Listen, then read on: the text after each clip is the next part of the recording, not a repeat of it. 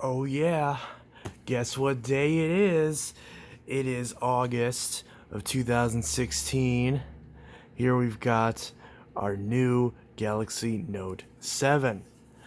Alrighty. Well, it's nice and all. I mean, it's great, but this T-Mobile version's kind of having some a bit of lag issues. It's not doing too hot. It's a little chip on the corner. I don't know. It's just overall not performing super well. So we'll put this away. We'll set that aside. All right, let's try the AT&T version. This one should be better. This blue coral was beautiful, but let's try the silver. All right, we've got what is this? Oh, T-Mobile wants to make himself heard. Over here we've got the silver. So let's pop this open. This time on AT&T. Oh, beautiful, beautiful. Let's see what this does. Oh, ew, that startup screen. Why is it white? Ugh. I'll put that away. All right. Oh, well, apparently these are exploding. It's September now. These are exploding. Looks like I'm gonna have to give these up. All right. Well, okay. We'll put these aside. We'll get a new one. We'll get a new one. We'll get a new one. All right. Third time's a charm. Third time's a charm. Note 7's just been recalled. We've got a green battery indicator now. This is gonna be this is gonna be it. This is gonna be it. This is the good one. We've got I have the boxes wrong. We've got a black square. That means we've got the good one. Okay, perfect. Let's open this up.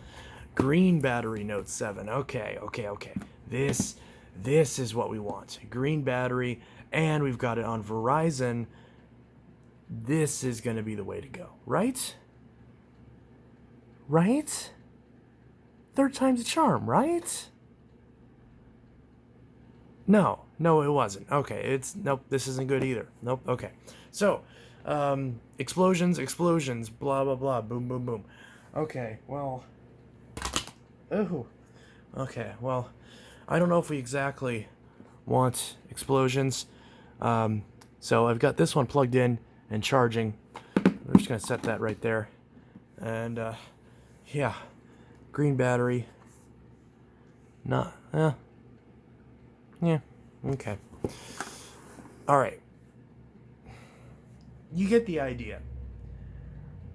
I did not use the intro of this review to just show off my entire Note 7 collection, because it's not my entire Note 7 collection. I do have one more black Verizon Note 7, but it's completely destroyed. I need to find a way to fix it, or just give up and send it back. But, yes, as you can tell, I have plenty of Galaxy Note 7s for testing. And today, at least assuming I wasn't an idiot and uploaded this on the correct date, if I did upload this on the correct date, then today is October 11th, 2022. That is 16, 17, 18, 19, 20, 21, 22. 6 years! 6 years since these devices, well, I guess not these two, but these two were finally recalled for the second time, completely halted production, completely shut down, and soon to be bricked. Soon to be locked off of carriers in several countries, including the United States, at least in the case of Verizon. Soon to be completely eradicated from the market, wiped away, relegated to a distant memory in Samsung's dark past. But we here at Intellitech Mobile believe in the truth. And the truth is that the Note 7 does in fact exist. It is a phone that exists and theoretically is purchasable. There's like they pop up on eBay once in a while for about the same price as a brand new Ultra, but obviously you shouldn't buy any of those unless you're a hardcore collector. But if you somehow still have one of these and it's somehow still working, and you've been curious about, I just broke my phone, which I didn't, but maybe you did. Like, I just broke my phone. You know, I broke my Note 9 or my Note 10. I've got my old Note 7 sitting in the drawer.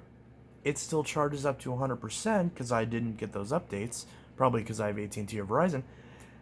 And I'm wondering if I can use it. Well, don't worry, because you don't need to risk the explosiveness of your phone in order to get the answer on whether or not the Note 7 is a usable phone in 2022, because we here at Intellitech Mobile will answer that question for you. This is Intellitech Mobile. This is October 11th, 2022, and this is the full in-depth review of the Samsung Galaxy Note 7. Let's see how Samsung's complete failure of a flagship has fared with no software support, with no updates, still stuck on Android Marshmallow, assuming yours even charges at all, which most of them don't anymore, unless you were savvy and was able to get around the updates. How well is the Note 7 usable? Well, let's find out by unplugging. Oh shit! Okay, we're good. Okay, we're good. So, this is the Galaxy Note 7. Boom. Now, this particular Note 7 is the one that I have been using in order to test for this review, but I have also used my T-Mobile version and my AT&T version. This is a green battery Verizon one that's in blue, so obviously it's identical to the other one that you just saw, so I don't need to test that one. And that one hasn't been factory reset since 2016, so I don't want to touch it. In fact, I'll just pull out the one that I'm referencing now. So we've got this Verizon. So this Verizon Note 7 I actually got from someone locally. I actually grabbed this whenever I went on a date with someone back in like 3 years ago. And of course the date didn't go very well, but that's fine because I found a better person anyways. But more importantly, I did get the phone. And that phone was black, and the screen eventually died on it. So I replaced the screen after waiting several years to find a screen on eBay. Came from Lithuania.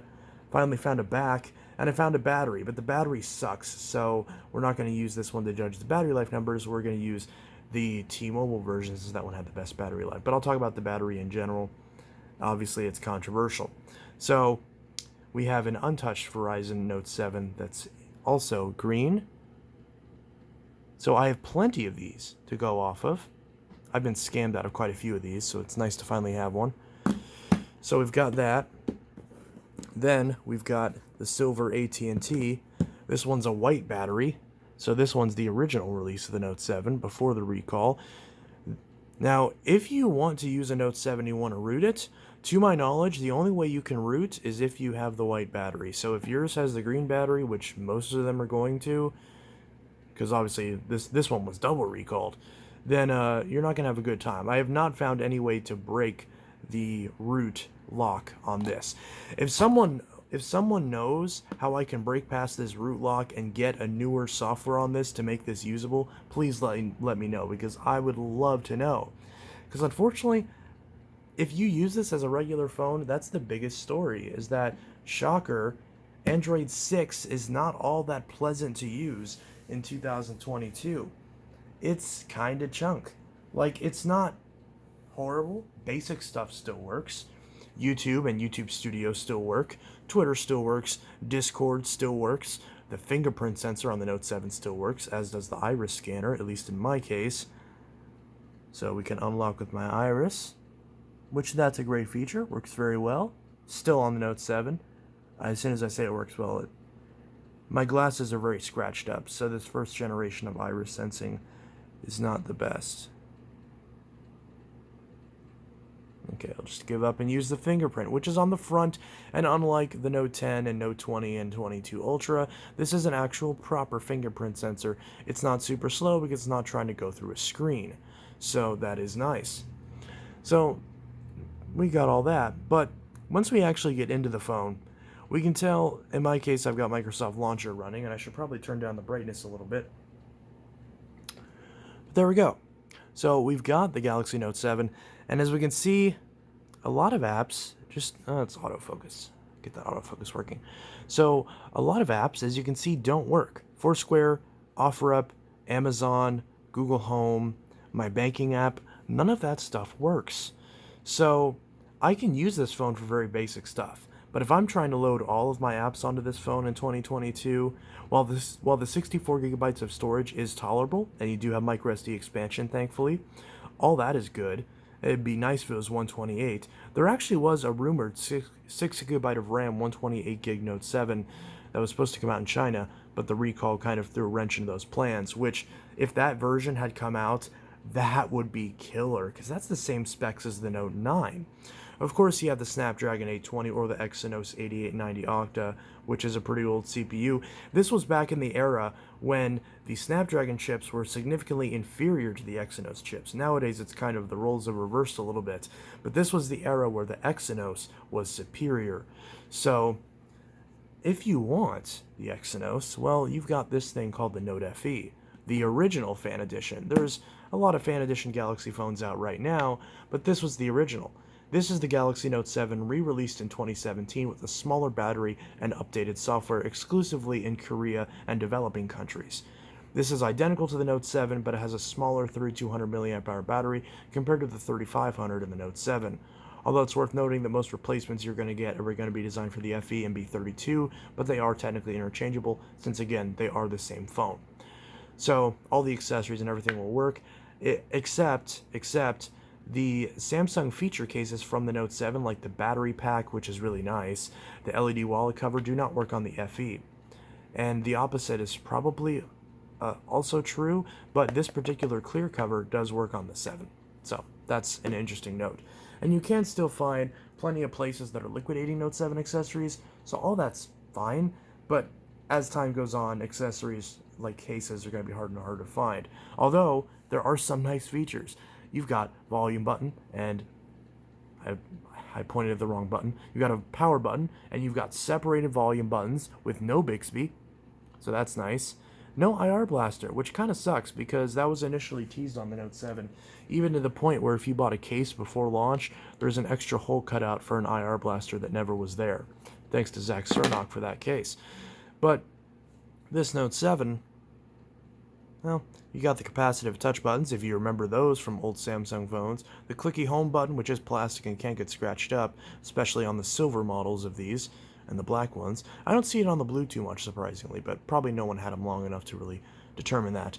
We've got a single bottom firing speaker, which is not the best. Dual firing speakers would be better, and of course that was upgraded on the Note 9, but this speaker is tolerable. If I'm listening to anything with voices in it, like if I'm listening to a podcast or I'm listening to just a video kind of like what you're watching right now, in my opinion, it sounds fine on the Note 7. It's mainly music that sounds a little bit off through this speaker, but if you're just listening to vocals, it sounds fine, and I haven't really found any issues with the speaker. It gets plenty loud for my liking, but it can distort when you turn it all the way up, and it doesn't have stereo backup, which is the biggest weakness.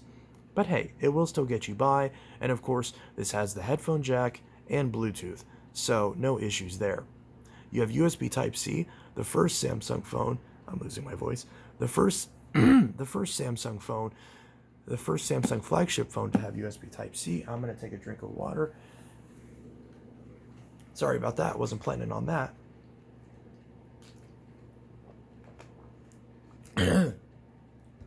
But yeah, so there's another Note 7. So we've got Type-C right there, which is a great feature. On the back, we've got our 12 megapixel camera with flash and a heart rate monitor, so you can put your finger on there to monitor your heart rate, a great feature that a lot of new phones have been missing. The Note 7 has a lot of features that a lot of newer Galaxies are just missing. Proper fingerprint sensor, headphone jack,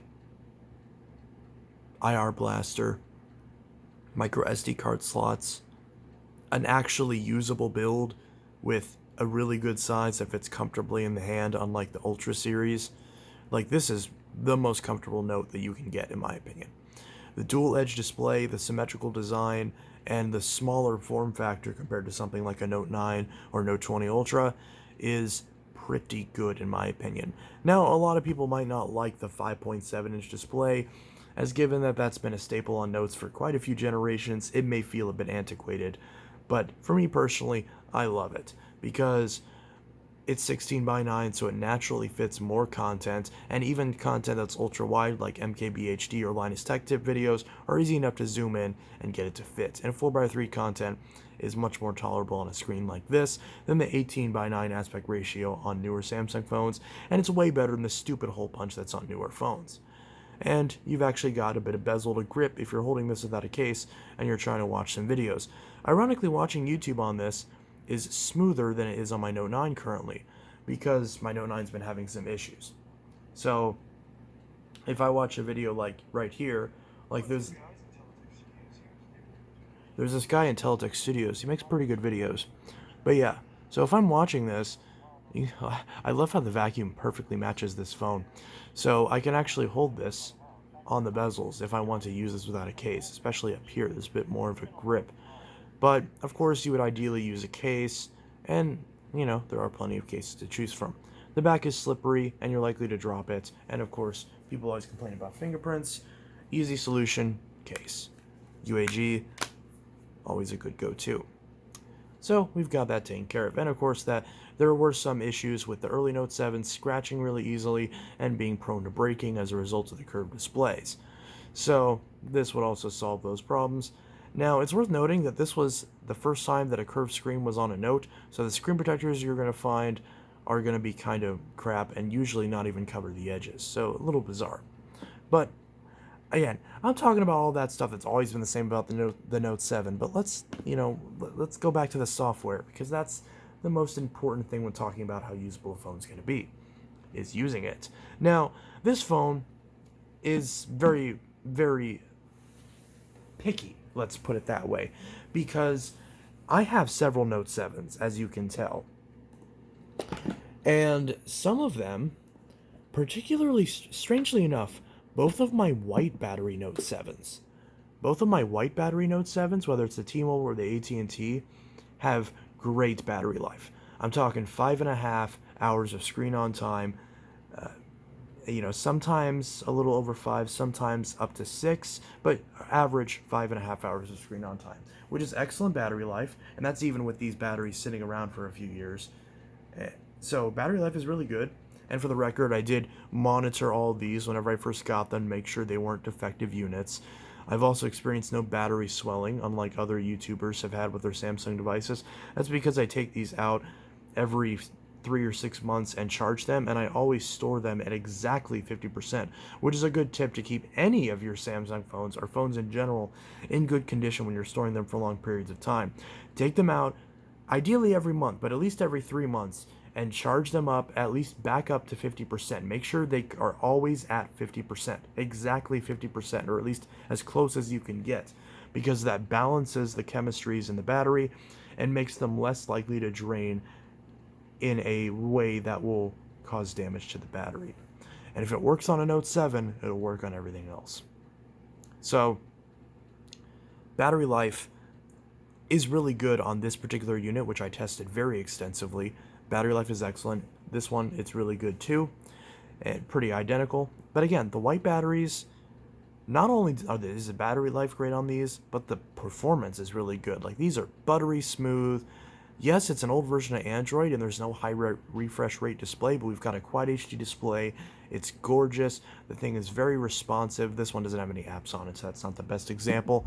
But these ones are very responsive. But these green battery Verizon ones, at least this particular one, ever since I put the new junky battery in it, that's a crappy replacement, it was not great. And of course with the old worn out battery, it wasn't that good too, because this Note 7 is one that the person actually used all the way up until they sold it to me. They just ignored the recall and never got served any updates. They just kept using it.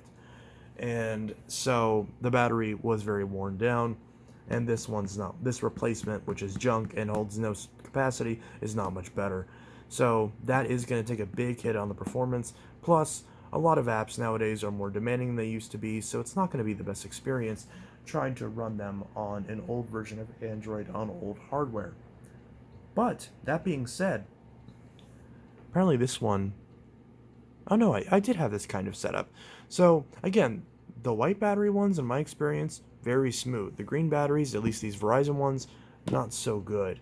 Now, it is worth noting also that that the T-Mobile firmware, there was one point when I had the T-Mobile firmware installed on this, and it ran very smooth, but I didn't like the UI, so I ended up taking it off there, because the T-Mobile Gen 2 variant has a different UI with the notifications where it forces every single one to be grouped, and it's really irritating. So I installed the original Verizon firmware back on here, because it's worth noting that the S7 and Note 7 generations was the first generation where you could freely install firmware from any variant of the device onto any other device. Now, it wouldn't get rid of a carrier lock. So, for example, this one's locked to AT&T. If I install the Verizon firmware on it, which the Verizon versions are unlocked, I'm still going to get the unlock screen, even though it'll be Verizon branded at that point. So, it won't get rid of the lock, but if there was an unlocked Note 7 firmware, you could use that. In fact, there is. You can install the firmware from the Canadian Note 7 on here and get no bloatware and a very clean Note 7 experience. But the reason I stopped using that one is because it kept having a lot of weird software bugs, and I can only assume that's just because of the maybe perhaps differences in bands between the Canadian and the US versions. I don't know. I can't answer that. Someone who's more familiar with the Note 7 on a technical level may be able to answer that. Now, it is worth noting that I did actually repair a lot of Note 7s back in the day. In fact, I even helped a very big phone repair YouTuber actually fix 2 of his Note 7 devices a couple years ago. That person didn't end up crediting me for the video or for any of the help. I guess I shouldn't say for the video. They didn't credit me in the video for any of the help. But hey, it happens. So, and also there is another YouTuber that I'm also working with to fix his Note 7 as well and restore it from the 0% charge update. But that also has not been able to go through yet because just busy schedules. So I do have experience with this phone, and I did used to fix it all the time. Back whenever people used to want to keep these initially, when the Alliance Shield and everything was getting set up, I used to constantly maybe not constantly, it would only happen a few times, but I did fix at probably about a dozen Note 7s, and mostly of it was replacing batteries, most of it was fixing firmware issues, fixing issues with the 60% update rolling back to the 100% update, and going from the 0% update back to 100 as well, although I haven't done that in a while. So that one is a real pain because Samsung really wanted to brick all these devices. And for those wondering how it is that these devices are still running, well, it's because they weren't updated. Now, the Verizon ones in particular are the easiest one to skirt the updates because you literally just tell it, no, don't do it. The AT&T ones will usually force the updates, but whenever I try to update this, like just to see what it does, it says it's up to date, even though it's obviously not. So I guess the servers are down, or I don't know how that works. I've also noticed if I install the AT&T firmware on this Verizon one, it'll give me the same error, which is good, don't get me wrong. I don't want it to update because the updates brick the phone. So, yeah, because Samsung in November and December of 2016 actually sent out updates to completely limit the charge capabilities of these devices. And it does differ depending on your country. Here in the United States, we got the first one that were limited to 60%, which honestly was fine. But they decided to go a step further and limit it to 0, which bricks the phones, which is a horrible idea because it means that we now know that means the phone's stuck at 0%, and the phone's going to likely blow up because the battery is stuck at a very low discharge percentage, and it's going to start swelling and blowing up. That's what happened with MKBHD's Note 7. So Samsung Samsung said that was an issue with safety, and that's just not true. Forcing your customers to charge the phone more often or keep it plugged in all the time is not a way to keep these phones safe. What would have been safe would have been designing it with a removable back and removable batteries, so that way you could just send people new batteries and be done with it. Or maybe when you came out with the green battery version, you shouldn't have rushed it to the point where you sent out batteries that weren't actually the new ones and then caused the few to blow up and recall it all over again. So it's worth noting that even if you have a Note 7 with the original battery, while I still don't recommend using it for the potential safety risk, because why take the risk if it's not necessary, especially now that there are obviously newer Notes out, it's just a matter of the likeliness is still not all that. And nowadays in 2022, a Note 7 is no more likely to blow up than any other Samsung phone of this age. So that's worth noting. No pun intended. So, and there's a reason why none of these have blown up, because I've taken good care of them and they weren't defective to begin with. I did have one where the battery was starting to bloat on it when I got it, so I immediately did return that one, even because at the time batteries are not available. I wish I had kept it. But yeah, so overall, the software is a bit laggy depending on which version of the Note 7 you have, and a lot of apps are starting to not work.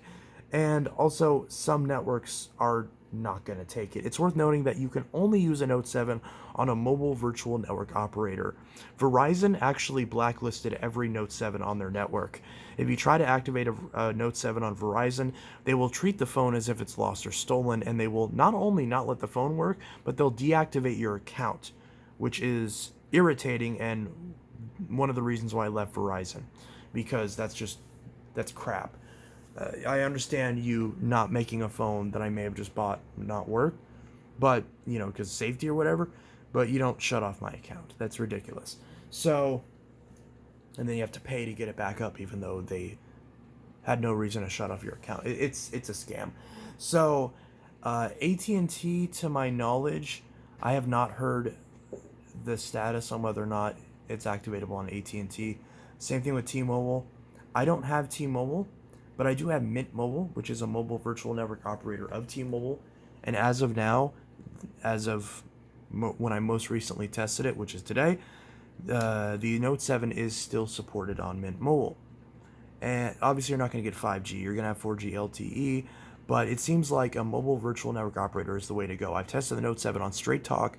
I've tested it on Mint Mobile. I've tested it on Cricket. I actually used this Note 7 on Cricket as my daily phone a couple years ago for a few months, and it was fine.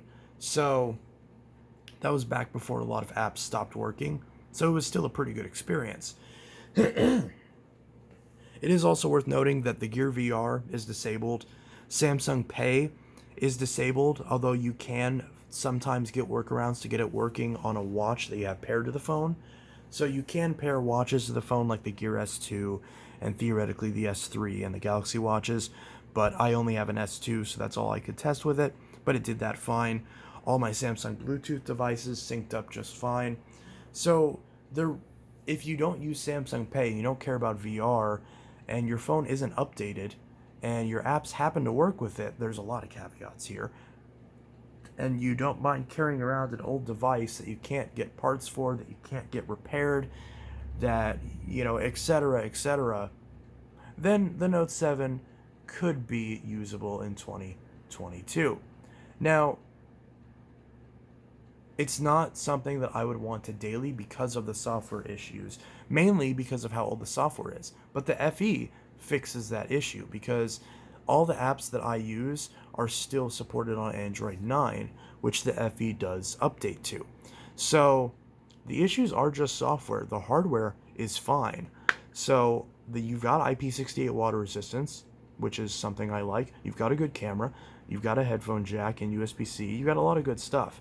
So I do still really like the Note 7 and all of its various editions, including the Fan Edition, which the Fan Edition is awesome. But it being an international phone, it's a little bit wonky with US apps and networks and stuff. But it does work. But again, Samsung Pay doesn't work, but that's because of the country, not because it's blocked.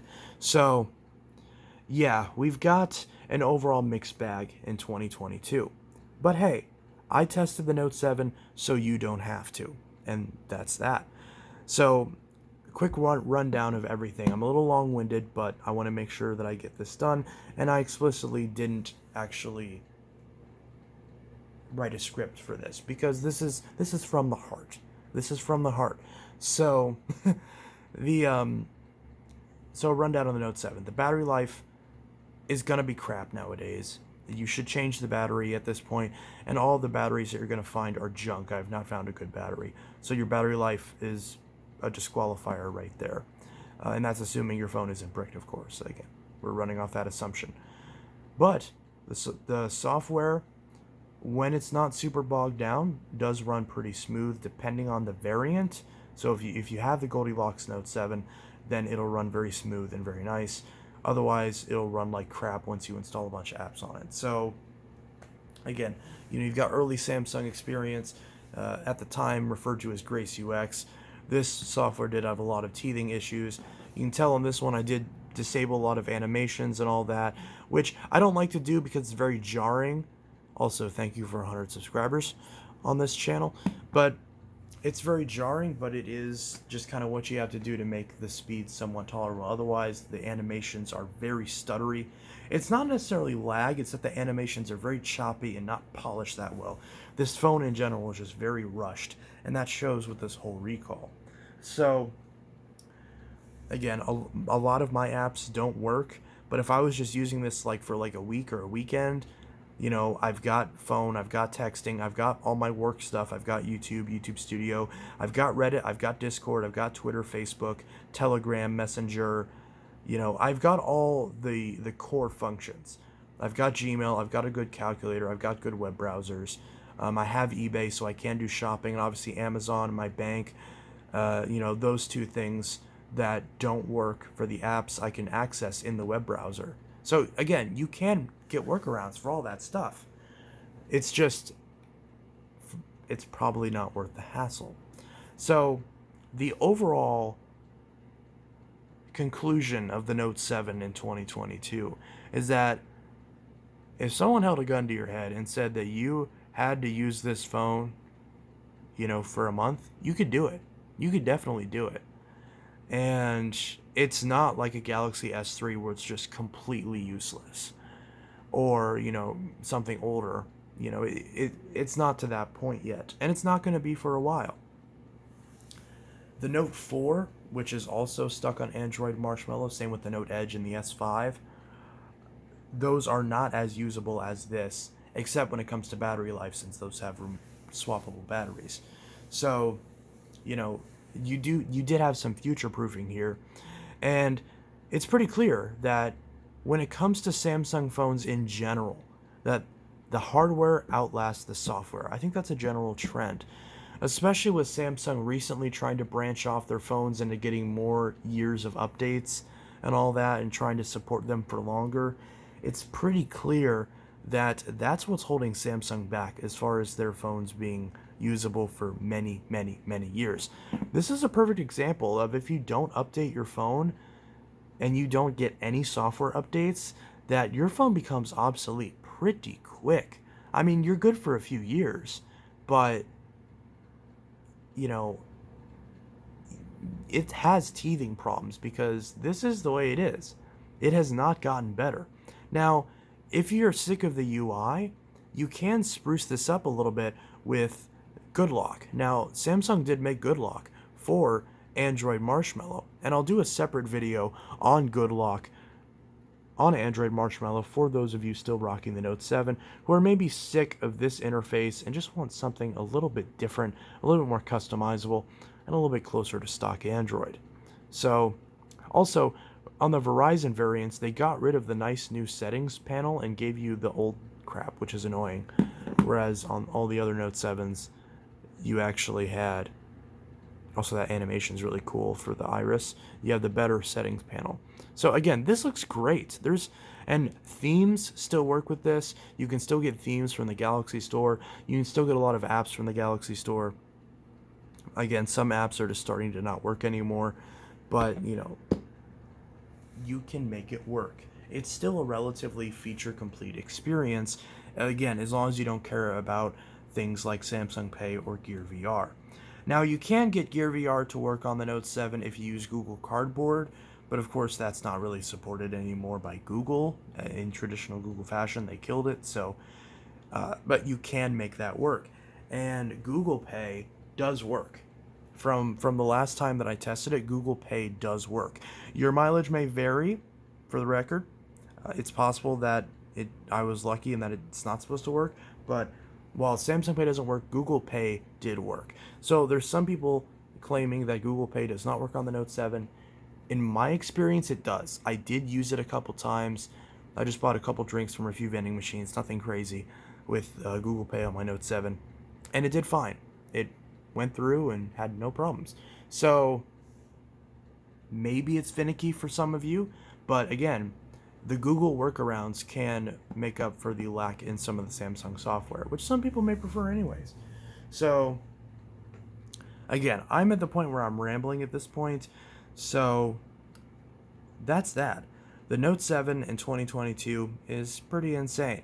And if you're watching this video, please consider giving it a like. Please consider subscribing to Intellitech Mobile, especially because what other channel are you aware of that has 4 Note 7s that they are reviewing 6 years after the phone was discontinued and banned on flights and recalled, and where Samsung got 97% of them back? I don't think there's many, if any, channels that can still claim that. I mean, I know MKBHD had one, but I'm pretty sure he threw it away. I did try to comment on his Twitter post to help him, and I linked him to a replacement battery, but I don't think he saw it. But hey, it is what it is. So, this was Intellitech Mobile signing out. Let me know your thoughts and experiences with the Galaxy Note 7. They could be from recent, or they can be from back in 2016. So, let me know your thoughts in the comments below. If I missed anything that you want me to test, then drop it in the comments and I'll be sure to answer. Because obviously, again, I'm the only one who can really answer these questions for the most part. So, if you have any questions, feel free to ask away. And this is Intellitech Mobile signing out. I'll see you guys in the next video, and I hope you all have a good one. Peace.